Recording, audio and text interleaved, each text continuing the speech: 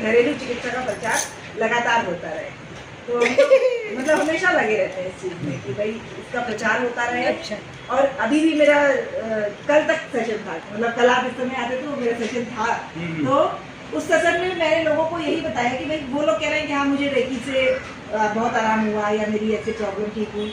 हमने कहा आप सबसे पहले तो एलोपैथ को छोड़िए, एलोपैथ आप लोग फर्स्ट चिकित्सा अपनाते हैं तो उसको लास्ट करिए कि जब कोई ऑप्शन नहीं है तब आप उसको करिए, या इमरजेंसी में कहीं फंसे हैं तो आपके पास घरेलू चिकित्सा नहीं है तब आप उसको अपनाइए। तो मतलब बहुत लोग इसको अपना भी रहे हैं और मान रहे हैं कि हाँ सचमुच में एक उपचार ज़्यादा, मिट्टी के पट्टी के प्रयोग कितने बताए हैं लोगों को कि भाई बुखार ठीक हो जाता है, इतनी सारी चीज़ें। मतलब मैंने खुद भी इस चीज़ का प्रयोग किया कि मेरे हस्बैंड को 2 साल पहले 500 रुपया दे दीजिएगा, पति से बोलना पड़ेगा आगे नहीं हम बोलते नहीं है जल्दी, खुद भी प्रयोग नहीं करते। तो उनको बुखार आया लगभग 2 साल पहले, और वो चिकनगुनिया और डेंगू का कुछ मिक्स नया वायरस आया था, कोविड के जस्ट बाद की बात है, ये 2-3 साल हो गया। तो उस समय हमने मतलब आपसे भी पूछा था और तिवारी सर से भी पूछा था नेचुरोपैथ के बारे में। तो आप समझो कि हम बिल्कुल गर्व के साथ कह सकते हैं कि हमने एक पैरासीटामोल भी नहीं खिलाई उनको। 7 दिन उनको रहा, मतलब 7 दिन तक वो झेले उस कमजोरी को। बुखार तो 3 दिन में उतर गया था, लेकिन उस कमजोरी को 7 दिन तक झेले हैं।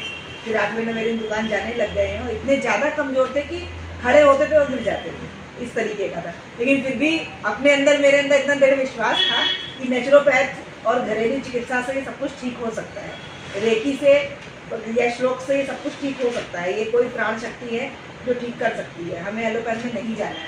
और हम नहीं गए। मैंने अपने पति का भी उपचार किया और अपनी बहन का भी, साथ साथ ही दोनों को हमने यही बताया। और पूरा उनका स्टीम बाथ, मिट्टी की पत्ती और जो भी आपसे पूछते थे, आपको दिन रात फोन करते रहते, भैया अभी क्या करना है, तिवारी सर से भी पूछते थे। तो दोनों ही आप लोग इतने अच्छे हैं कि सचमुच में उस समय में जो लोग कह रहे थे कि हॉस्पिटल ले जाकर एडमिट करो, हम आप समझो कि क्योंकि लोगों को इतना भरोसा नहीं होता है जल्दी, कि बाकी के जो सराउंडिंग्स होते हैं उनको इतना भरोसा नहीं है कि ये कैसे ठीक होगा। उनको लगता है कि भाई हम शायद कंजूसी की वजह से हॉस्पिटल में एडमिट नहीं कर रहे हैं, उन लोगों को ऐसा लगता है जिनको नहीं जानकारी है।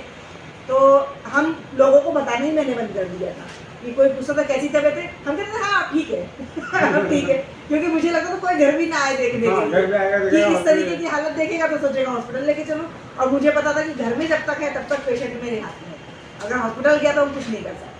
तो सचमुच में हम पूरे गर्व के साथ कह सकते हैं कि घर में उन दोनों पेशेंट्स को पूरी तरीके से दोनों ठीक हुए, मेरे पति भी और बहन भी। फिर हमने आपको भी बताया था और अपने तिवारी सर को भी बताया।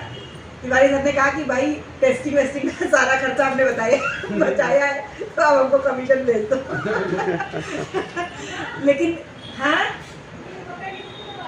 जितना हम अपने जीवन में प्रयोग कर रहे हैं मेरे भैया को तो मतलब सचमुच में एलोपैथ पूरी तरीके से मेरे घर से निकल चुकी है जब से हमने घरेलू चिकित्सा और ये चीजें अपनाई है।